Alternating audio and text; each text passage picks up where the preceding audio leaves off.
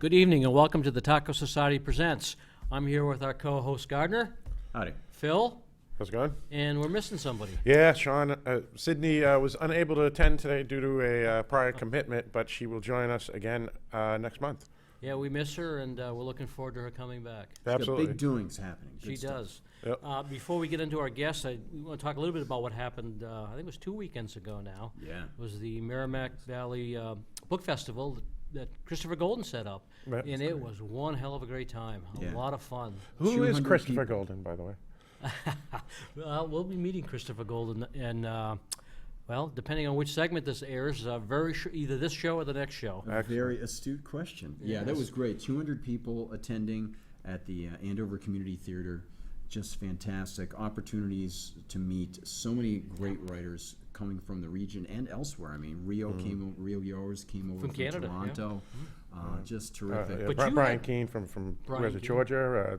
Sarah Langton from Brian New York came City. from Pennsylvania. John Langan came from upstate New York. But you had a special part in this too. Oh, that was awesome! Yes, and it was. Let me see, whose idea was it? I think it was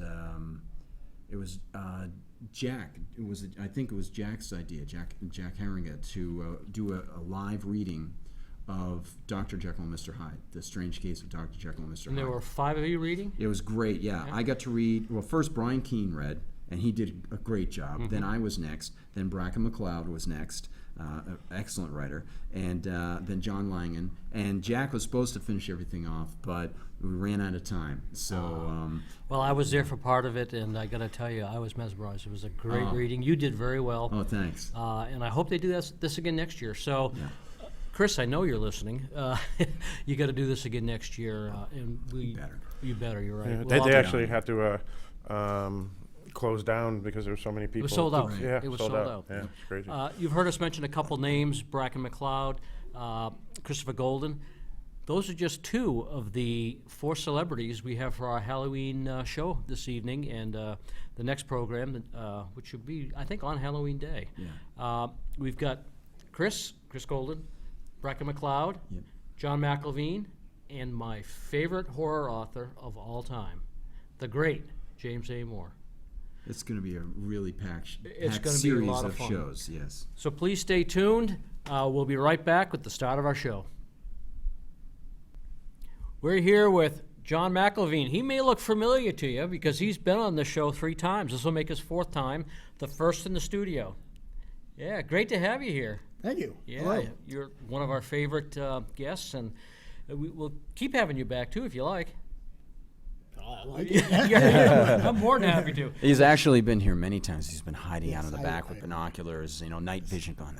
Please let me in the I studio. am your conscience.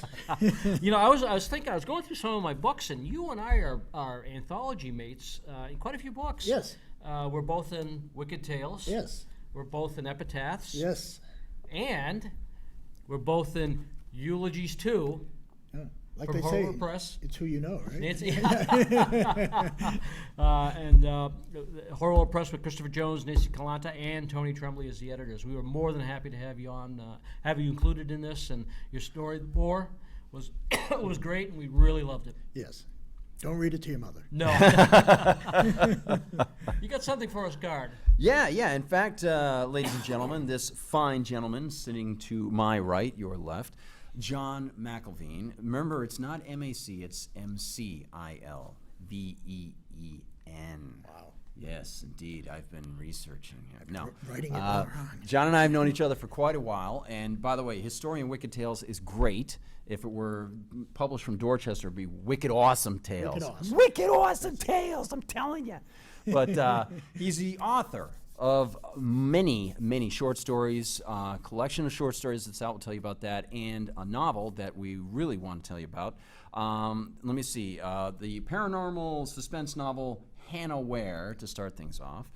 Short story collection Inflictions, Jerks and Other Tales. Yes. From a Perfect Man, which is also compiled in the collection of Inflictions. That is very true. And you got to see the cover for Inflictions. Remember these titles, and please look them up. He is the father of 5 daughters, and I'm really interested. He works at MIT's, is it Lincoln Labs? Lincoln Labs. Yeah, yes. Lincoln Labs. and sort of an engineering-minded guy, and lives in Haverhill, which we won't hold that against him. He should be up in New Hampshire, but it'll take some time. I was born in New Hampshire. Oh, that's right. Right. You Hey, you I met traitor. you in Nashua. That's right. That's right. You were in Nashua years and years years ago. ago. Yeah. Absolutely. And he lives in Haverhill with his fiance, and newly ready to get engaged. How long ago did you get engaged? Oh God, about a month ago. Congratulations. Yes, in That's great. Provincetown. Wow. His fiancee, Roberta Colasanti, who is just a terrific woman, and I'm sure you'll be watching this later on. And he has an affinity for black licorice. What are the other little things? Whoopie pies. Whoopie pies. And I'm just adding my own little accoutrement, hosting really good movie parties with Chris Golden. Yes. So thanks for coming in, buddy. Yep. Numbamathon. Yes. Numbamathon. Yes. Gonna do an interview portion. Now you ready? I'm ready. Great. We've talked in the past about your work, and we're going to go back to it, but I want to start this interview off with the present and the future. All right. You've got a new book coming out. It's called Gone North. You're working on it anyway. I'm working on it. Yes. Yes. This is a challenge. You said you love challenges. This is a challenge. Your two protagonists are African-American Sisters. sisters, women. Yes. Tell us a little bit about the book and how the heck did you were able to put yourself into the minds of two African-American women? Well, sisters. You'll notice that females are predominant in most of my stories. That has to do with my 5 daughters, and I have 2 sisters myself, and I think now I'm getting a good idea of how they tick, But me not being either African American or female, I thought, what better way to challenge myself? And I love New Orleans, so It's set in New Orleans. it's New Orleans and Boston. One sister ends up in Boston, and the other one's down in New Orleans. It's set in 1961, and it deals with these 2 sisters. One ends up going to Boston on, it seems like the deal of a lifetime. So she's gone north, and what happens is things start to fall apart in New Orleans. I won't go too much into detail, but things really start turning bad. So the younger sister, who's 16, her name is Talia, decides that she's got to go and be with her sister, because essentially that's all left to her family core is her she's got- sister. Her brother's away in war, getting ready to ship off to Vietnam, and so this is almost like a 2-part story. One follows the older sister, Emma, who's in Boston, and who falls in love and starts a relationship with a white man. And the other part, and this deals a lot with, of course, racial tensions. The tensions were sky high back in the early '60s, and also Talia's choice to hike it north with her 3-legged dog, Bacchus, and the trials she meets along the way. And it's not an easy trip by any means, as you could imagine, a 16-year-old African-American young lady walking north. And So this is more mainstream. There's not any supernatural elements to it? not any. There is a murder, but Okay. but it's not central to the plot. It is very important in the story, but it's not mainstream at all. Well, I mean, it's all mainstream. Sorry. All the things you've talked about, I look forward to. I look forward to reading Right. about. Love New Orleans, love Boston, love hiking, and I'm curious to see what happens. The murder intrigues me. It sounds like it's going to be a fun novel. Yeah, and one of the reasons I felt I could get into the 2 ladies' minds is when I was quite young. My best friend, he's still a good friend, David Riddick. He was the only African-American family in Hudson, New Hampshire when we were kids. And we spent probably 11 years best friends hanging around together. And even though Hudson wasn't wasn't like, parts of Alabama were and stuff, but there was still a lot of prejudice. And I got into a few tussles myself, being guilty by association. and he's like a brother, and so we got into fights. So I saw a lot of it, but I knew, and I really know now, I didn't see anything. Doing the research of this, what went on is just horrific. It's beyond anything you read in a horror story, and because it's true. It was all true. True life horrors are the worst. Oh yeah, and what people experience and the way that people can act. It's like you terrible. can't even grasp right, it, right? right. Let's concentrate on the present again. Let's pull you back Okay. a little bit. Let's talk about Hanaware, Yes. which is getting great buzz. The reviews have been fantastic, Absolutely. and congratulations on the success that it's having. Yeah, and I'd like all the agents and publishers that wouldn't take Hanaware to. To listen, Gone North is coming out, so maybe. yeah, I'm here. In Hanaware, there's a special bond between Hannah, her sister, and their mom. Right. It's a wonderful bond. And this bond extends through time and even another dimension. Right. It gives readers feel-good moments. You sit there when you read these portions, and it's good as a nice reprieve from some of the evil that the men basically are causing. Hannah, her sister, and the other lead in the novel, Debbie. You're the father of 5 daughters, as you just mentioned. Right.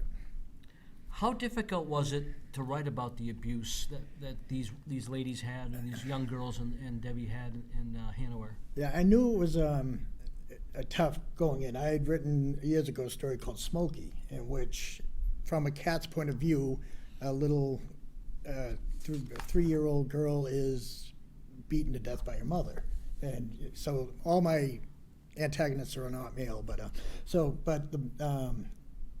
it was. You do end up putting your family, your children, your friends into your work, and there are a number of moments when you have to get up and go away, have a drink or whatever, just to kind of get away from the intensity, because yes, you do put your. Oh, I when do they put my found kids- Hannah's sister, I won't go into where if you haven't read the book, but that was chilling. Right. It was depressing, and disgusting. Yeah. I mean, just that somebody could do something like Right, that. right. Even if it's fiction, it still gets to you. And I can see why you did get up and walk away a few times. Yes, and as you said, what happens on the unfortunately was based on a true happening in I think it was Albuquerque, if I'm not mistaken. But Well, you talk about your love for the underdog. You've talked about Right. it with us in the past, and you've mentioned it basically now when we're going over Hanaware. Your love for this is so evident in your short stories also. How much fun was it to write the epilogue in Hanaware, where Travis really gets what's coming to him? it was good. It was it's redeeming, definitely redeeming. No, Dean Koontz is a person who he says he always likes darkness to lose in the end. He likes a story to end with a happy ending, and I understand it in there. And it's not a happy ending, because there are a number of things that, of course, someone would have to deal with in their lives after that. But it was good. What I wanted to do to Travis could have gone a lot worse, but I had to throttle back a little. But I had fun with it. I'm sure Yeah, you did, yeah. and that's why I was asking. Only because what Travis did throughout the book was just absolutely terrible. Yes. And it was kind of, you don't want to smile because what happened to him in the end, it's not. I mean, it's pretty horrific in itself, but still, he got what was coming to him. Right. He got his due. I'm going to ask one more question before I turn it over to Yeah, Gardner, sure. because he's got a question. You're a very prolific story writer. I loved Inflictions, and every story in that was right on, was spot on. thank They you. were really enjoyable. And you've got the collections from Crossroad as well as Nikon. Yes. Can you give us some examples of short stories from other writers that you may have loved, or the writers themselves? Oh my God, there are so many. Pretty much, Ray Bradbury and Richard Matheson were my, and Theodore Sturgeon. Those, I think, are the gods of the short story. Modern, I like a lot of people. Margaret Atwood has some great short stories. Kelly Link, who's Massachusetts. Is she Massachusetts anymore? I'm not sure, but she actually goes above and beyond. She's really takes a new view. You know, she's really good. We got time for one more question, guys. Yeah, I'm intrigued, John. Either in the short story genre or the short story format or the long story format. As a guy who knows you personally, and you know, you're one of these guys who's always nice, always friendly, and when you pull the veil off of what life can be like for people, I'm just wondering, as you plot something out, as you're working on the story ideas, and it might not be something that is consistent with how you work, it might be different in every instance, but do you find that you are on, for example, with a novel, do you have the ending first and then work towards that, or multiple things that you know are going to happen to the characters as you go through these things? There could be different things. And short stories as well. Is it just a concept where you say, okay, I'm intrigued by this, I'm going to work on this? Or do you say, no, I know the ending, I know what I want to do here, and I'm going to reverse engineer it and get to the things that I need to have to make that happen? You have to answer that in 1 minute. Yes. Yeah, it's a mixed bag. It's some of my stories I have. I'll be working in my house, you know, putting a nail in, boom, the whole story just pops up in my head, and I'll say, some stories just start with the title, and I don't know where I'm going to go with that. I say, wow, that'd make a great sounding title for a story, and then I'd work off there. Hannaware was a lot of it came into being as I wrote, you know, and it started out as a short story, and Chris Golden said, this could make a great novel. Oh, and so nice. I just went, boom, and I said, okay, I'm doing it. And so, yeah, good for you. it just bloomed. And It's funny. Sorry, Tony. Oh, no, it's funny how a phrase, a story, something can just spur you on to write. Right. I was listening to something on the radio today about Shirley Jackson. Yes, I was listening to that too. Well, when they mentioned this one phrase, a cup full of blue stars, Yeah. I heard the phrase and a story popped into my Yeah. head. Yeah. Just from hearing that phrase. So I had to run home and write down the And particulars. she I had get some to good it. short stories. Oh man, yeah, and it's Oh, the interesting. lottery that- is oh, awesome. it's such a perfect time to mention Shirley Jackson. Talk about Shirley Jackson. They just released some in a new collection of her stories. Really? That they found. Yeah, Unpublished. for that. kids. Yes, Yeah. unpublished Yeah, stories. and Well, you know I'll sometimes be that's a buying it. positive, sometimes it's a negative, Yeah. but it seems like it's a positive in In this this case, it does. Yeah. We got to get you to read. Yeah, All right. let's hear it. We'll call you Shirley right. MacIlveen. Yeah, well, this is from 111 pages in on my, I'm doing the final edits on Gone North. Oh, great. Fantastic. Right now it's 700 and some odd pages of manuscript, but I may have to thin it out a bit. But in the story, as I said, bad things happen. This takes place when the youngest sister, Talia, is going in to see her father in the hospital. Okay, it takes place in the lower Ninth Ward, New Orleans, and the chapter's called "It's Always Worse at Night." And my quote here is called "The darker the night, the brighter the light," by Nash Rambler, who is actually a character in this book. Oh, so okay. it's a little fun I was having. Charity Hospital, set on the corner of Tulane Avenue and LaSalle Street, loomed over me. It was a behemoth, a 20-story cement pterodactyl with huge splayed white wings.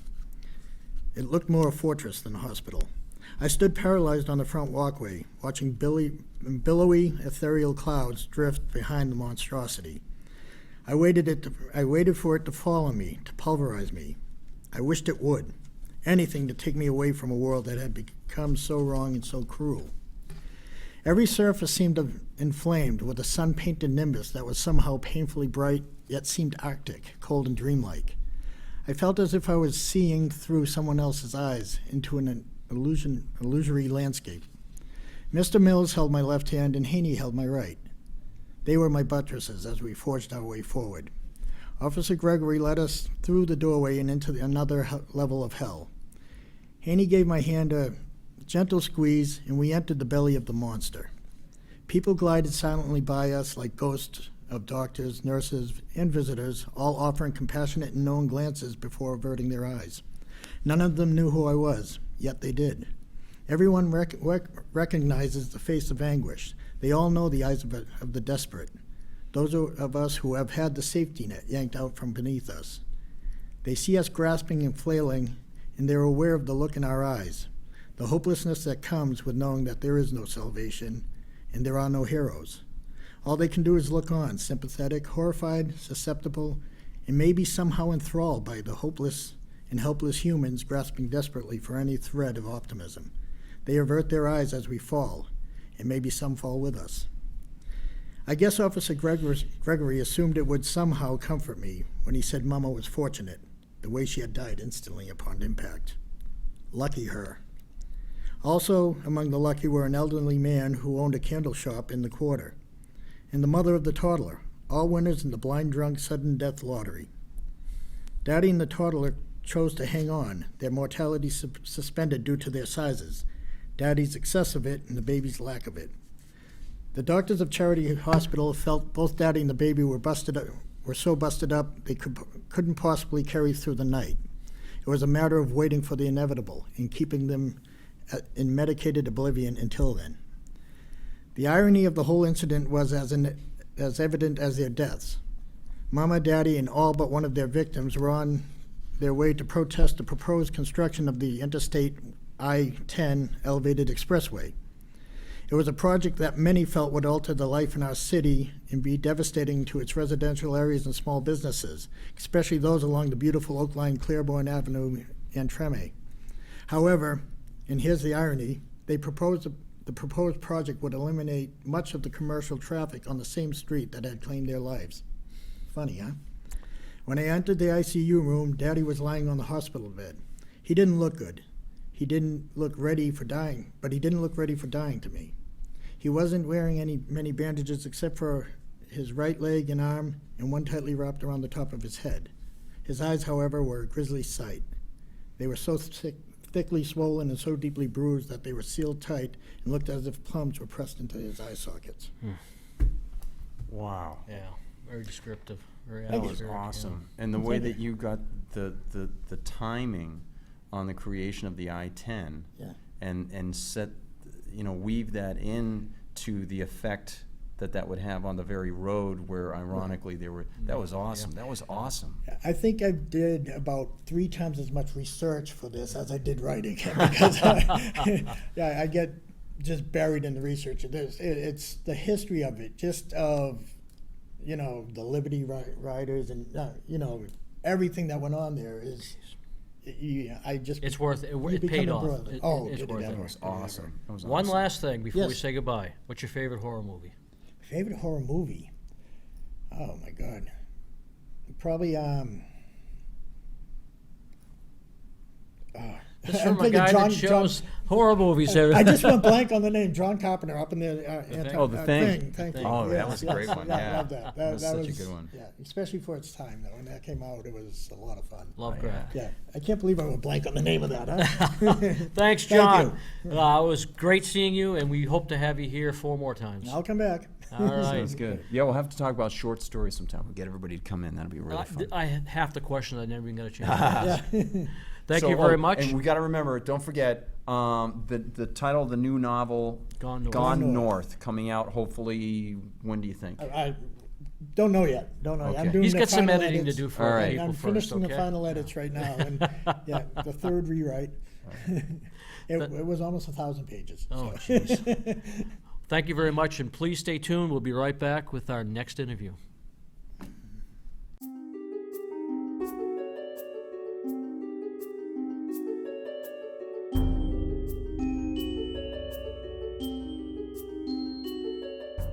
We're sitting here with the acclaimed writer, Bracken MacLeod. I'm going to read Bracken's bio, and then from there we're going to go to Phil, and you're going to ask him some questions. So, you all set? All set. Thanks for having me on. Oh, we more than happy to have you on. It's a pleasure. It really is. Absolutely. Yeah. Bracken MacLeod has worked as a martial arts teacher, a university philosophy instructor. He's worked for a children's nonprofit and as a criminal and civil trial attorney. His short fiction has appeared in various magazines and anthologies, including Shotgun Honey, Lamplight, Locked and Loaded, Both Barrels, Volume 3, Ominous Realities, The Big Adios, Femme Fatale, Erotic Tales of Dangerous Women, Shock Totem Magazine, and Eulogies 3. 3. Available at all fine purveyors of books. Absolutely. Welcome again to the show. Thank you. Again, thanks for having me on. It's a pleasure to be here. Actually, can I ask something else about your bio? Sure. Are you originally born and raised in New England? I'm originally from Western Mass, but I've lived all over. When I was a young kid, we moved out west. We moved to California. I've lived in Idaho and Colorado, and I've lived all over the country. So, but my roots are in New England. You know, I did forget to mention that he's also the author of the novel, which is very important, Mountain Home, and a novella titled White Knight. His new novel, Stranded, is coming soon from Tor Forge? Yeah. Okay. Well, it's going to be Tor. Tor Forge is the company, but it's going to be a Tor book. That should be out in 2016. Well, I learned about it tonight, and I am so excited to hear about this, and I can't wait to read it. Great. As I did your other two books. Yeah. I love Mountain Home, and I love White Knight. Thank you. And actually, our first question is about those books, as a matter of fact. So, excellent segue there, Tony. So let's get into some of the questions here. And Great. first one, have them all written down here, so no one will screw up. Bracken, I first met you a few years ago. I think it was the very first AnthoCon, and since then, a lot has changed. Not only have you had numerous published titles in various anthologies, including the book that you and Tony are in. I could have shortened that bio a little, couldn't I? Actually, I took a lot out. I don't know if you noticed. However, you have a novel entitled Mountain Home, and then you have the novella entitled White Knight. White Knight. And then you have Stranded, which is coming out. Tell us all about these three books and the positive feedback that you've heard. Mountain Home and White Knight are both, as you can tell, a little smaller books. Mountain Home is the sort of the action-based plot is about a mass shooting that occurs in a diner, sort of thing that we see a lot on the news. And the heart of the book is about the disparate people inside the diner who have to work together to survive, even though they all have different interests. What I think is the real soul of the book, though, is are two female characters who are reflecting each other, and they're both at a point in their lives where they're at a crossroads where they have to pick a path in life that will, that will save them. And the problem for each one of them is that one of those paths might hurt a lot of people to take them. So it's really a moral dilemma for each one of these people who are versions of each other. White Knight, on the other hand, is sort of a more straight-up crime thriller. It's about a young prosecuting attorney who makes a promise that he can't keep. He knows he can't keep it when he makes it, but trying to keep that promise almost ruins his life and takes everything he loves away from him. And the first part of the book, it's a work of fiction, but the first part of the book was partially informed by my prior career as an attorney. Awful books, both of them. They were. Yeah, no, they're just terrible, unreadable. No. I know what you meant. My writing style is hard, and they're not sort of easy, lighthearted, sort of romps through characters who aren't having a hard time. They're about people at the worst moments in their lives, and all of my books kind of have the same theme, which is this idea of ordinary people in extraordinarily bad circumstances and how they either rise to that occasion or fail to rise, and examining those situations.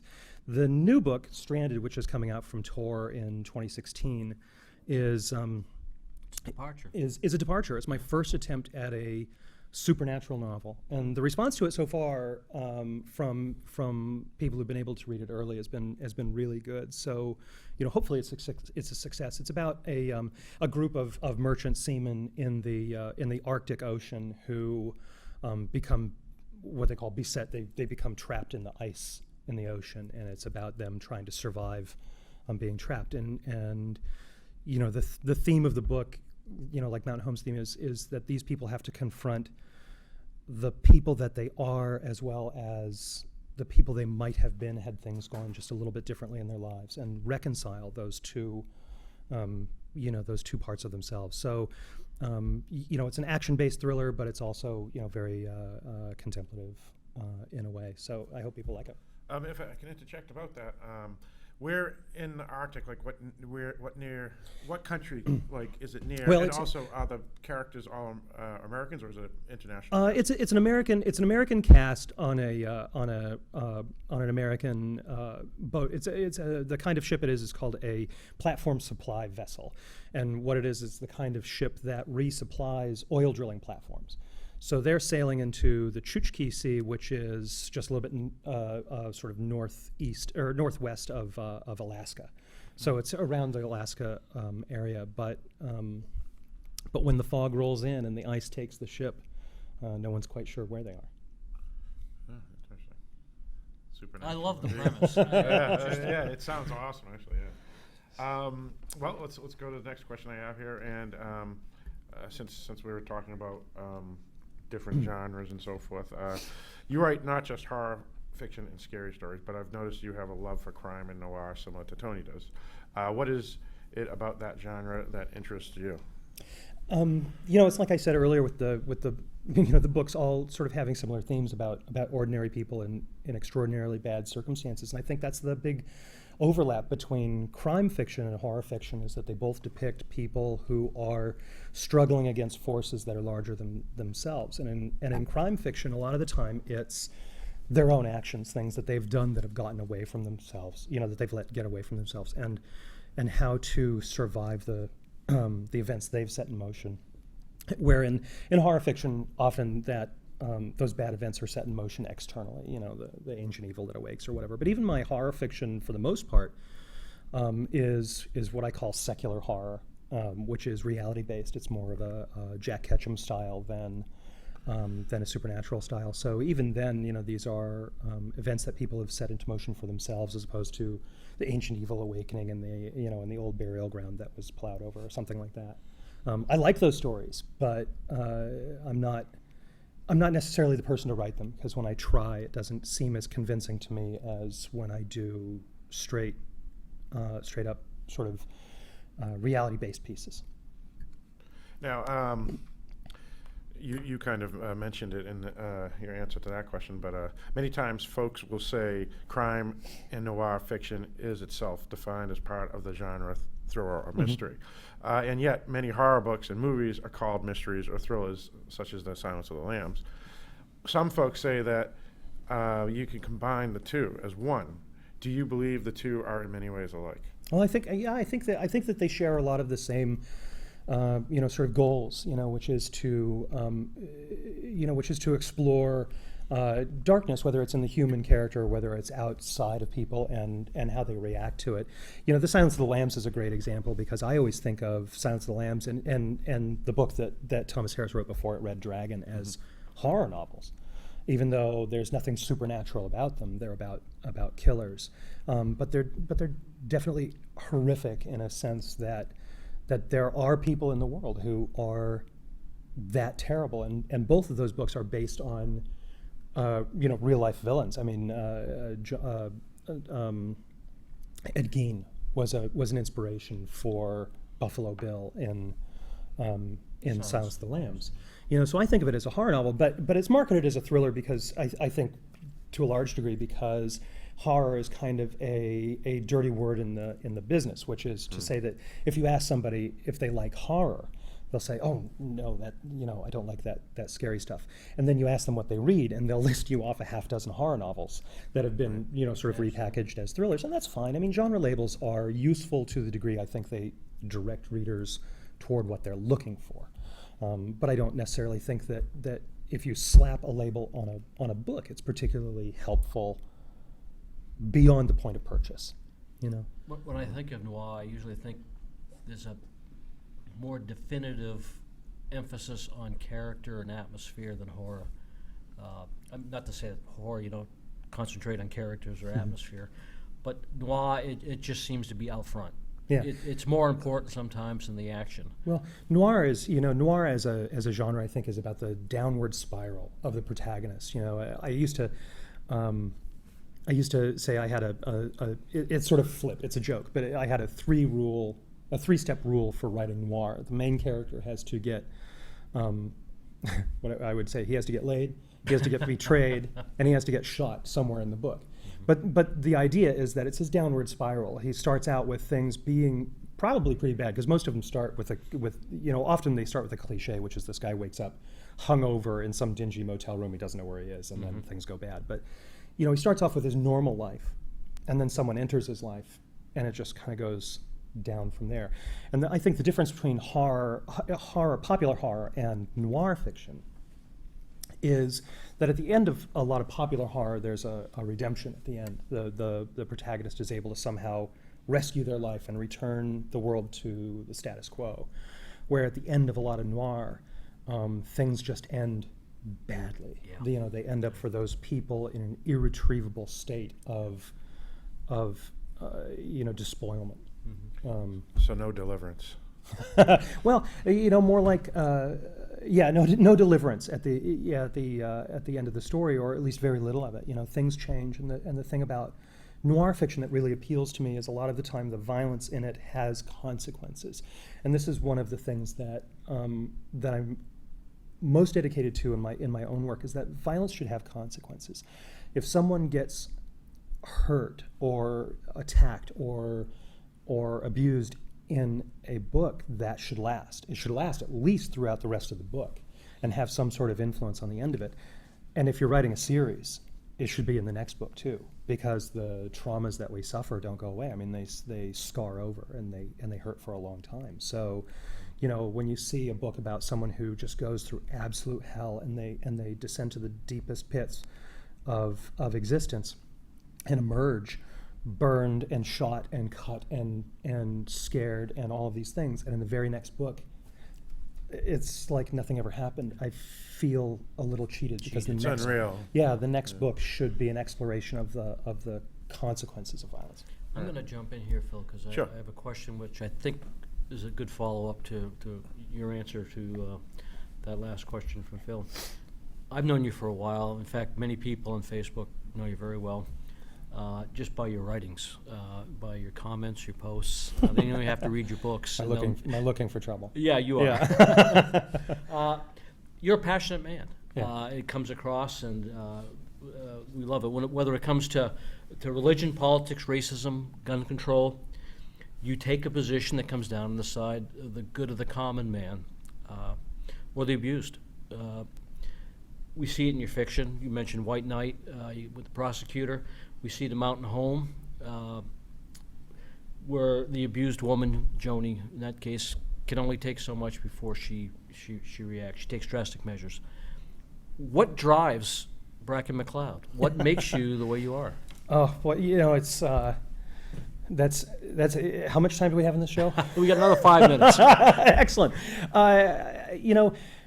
When I was younger, I felt a calling, and people talk about this in a religious sense. They feel a calling to serve, and I felt a calling to serve, but in a civil sense. I wanted to be an attorney because I thought that was a way to make people's lives better, and that was a way to try and fix problems that exist in the world that aren't getting fixed. And the rude awakening I had, what I learned was that instead of strapping on armor and slaying dragons as an attorney, really what you do is you're just a vassal on the field, moving The machine. Yeah, moving treasure from one king's castle to another, and it was a disappointment. And what I try to do in my book, in my books or the short stories that I write or anything, is sort of portray a feeling of this can be overcome, even if it's not overcome. The idea that there's a struggle and that you can fight against it. Mm-hmm. I had an experience when I was 17. I picked up a book by a writer named Andrew Vax. The book was called Strega.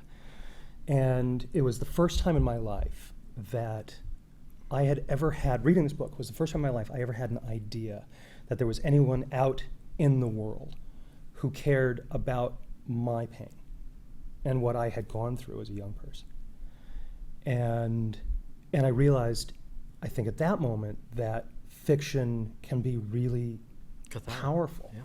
and it can be enabling for that one person who reads a book and goes, he gets it, he knows what I've been through, and he believes I can get through Yep. this. Yeah. And that's ideally what I want. If there's one person in the world who reads this book and takes away that experience that I had from Strega, I mean, it was a success. You know, you can pick up a hammer, and this is the thing about the law practice. You can pick up a hammer and you can smash at the roots of a mountain your entire life, and you won't tear down the mountain. But if you can inspire one person to pick up the hammer when you fall and keep beating at it, eventually the mountain will crumble, and that'll make what you did worthwhile. It's a great analogy. Yeah. Well, I do have one more question. Since you write in many genres and in many ways combine them together, how do you balance the various genres and make your tales distinct from other contemporary writers? You know, I mean, I guess it comes in the idea that that what I do is I do try to bridge sort of this stratoline or the overlapping, you know, circles between horror and crime writing, and so a little bit of it bleeds into each, which is what I hope makes it a little bit unique. You know, Mountain Home. When I say Mountain Home is a horror novel, I get pushback. Because people tell me it's a thriller, or it's a crime novel, or whatever, but it's not a horror novel because there's no, you know, sort of supernatural beast in it. But if I called Mountain Home a crime novel, I think I'd get the same amount of pushback because it's really focused on the emotional states of the people, and really what I try to do to make my stuff stand out is to convey honest emotional experience in the books. And another one of my huge influences, I mentioned Andrew Vax, but the other one of my major influences is Jack Ketchum. And people talk about certain of his books and how hard they are to read, and how, you know, but they're amazing. And what makes them amazing is his devotion to character and his devotion to the emotional truth of whatever's happening. And you take a book like The Girl Next Door, which a lot of people think is his magnum opus, like the best book he's written. And you look at it, and it's not just a story about a girl being tortured. It's a story really about a witness to that, and his powerlessness in the face of evil, and how badly he wants to stop it or to not be a participant in it, and how he can get swept away in his struggle. And I think that's the moral core of the book. And that's what elevates it from being... It's almost like a literary fiction. Yeah, it is, but you know, it's very firmly in genre, but it's very literary, and so I guess, you know, that's the short version of what I'm doing, is that I'm trying to inject emotional content and emotional truth to... You're very successful. To the you know, to the action. You're very successful. Everything I've read, it's worked. Well, thank you. Well, and it's a thriller, horror, noir, and literary all together. And yeah, kind of all jammed together, and hopefully it works for a couple of people. You got something to read for us. Yeah, I figured I'd read a little bit of Mountain Home, Please do. if, Fantastic. if you don't mind. I don't at all. I'm old.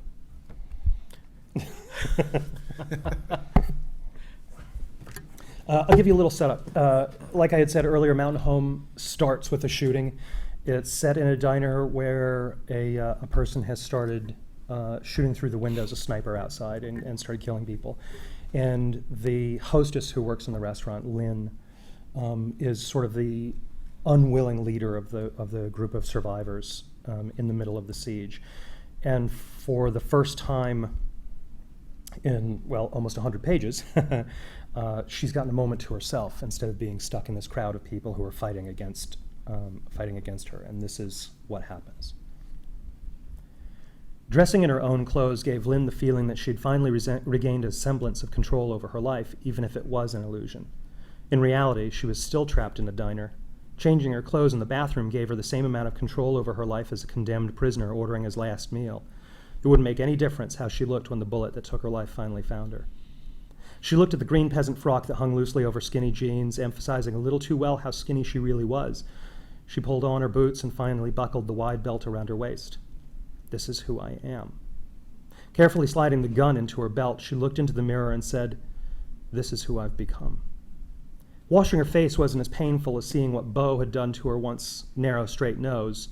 She scrubbed at the skin under her eyes until she realized that they were black from bruising, not filth. She parted her fingers and looked at the gun in her belt, wondering whether she'd feel a bullet rip through her skull before her brains gave out and she could just go to sleep. She doubted there would be any difference if the bullet came from Joni's gun or from her own. Leaning against the sink, trying to banish the thought of calling it right there in the bathroom, an image of the void, its blackness, its emptiness, its nothing, filled her mind with promises of no more pain, no more fear, just nothing. Her vision blurred as tears welled up and spilled down her cheeks, and she caressed the gun butt. That's it. Take it. An unfamiliar voice in her head told her. She wiped her tears and looked into the mirror at the high, narrow window over her shoulder. The beast's black eyes stared back through. Its breath fogged the glass. It spoke. Take the gun and end it. Come be with me and free everyone else. Why punish all these people for your failure? My failure. I didn't start this. It's not my fault. Everything that's happened today is your fault, the beast said. You summoned me to free yourself, to escape this life of banality and want. So be free. Be nothing. It is what you are already. I'm something. I'm me. Nothing. The beast glared through the window.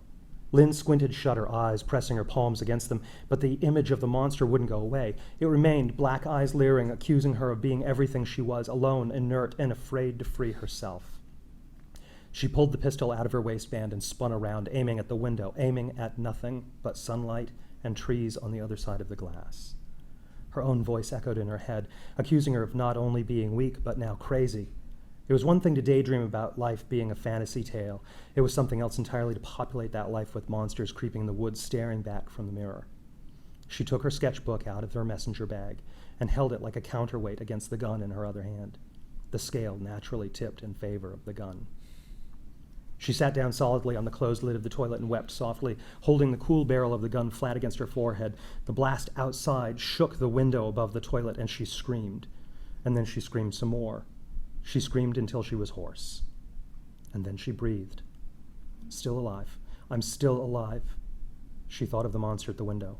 I'm alive, and you can't have me.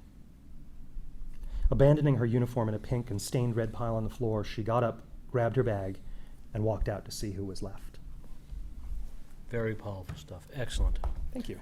Yes. I can't tell you how much I enjoyed Mountain Home and Lynn and Joni and two very powerful, strong women. Right on. Thank you very much. It's a great book. Thank you. All right. Thank you, Bracken, for joining us, and hopefully we'll be back with you again soon. It was a pleasure, and I'll come back anytime you want me. Well, we want you.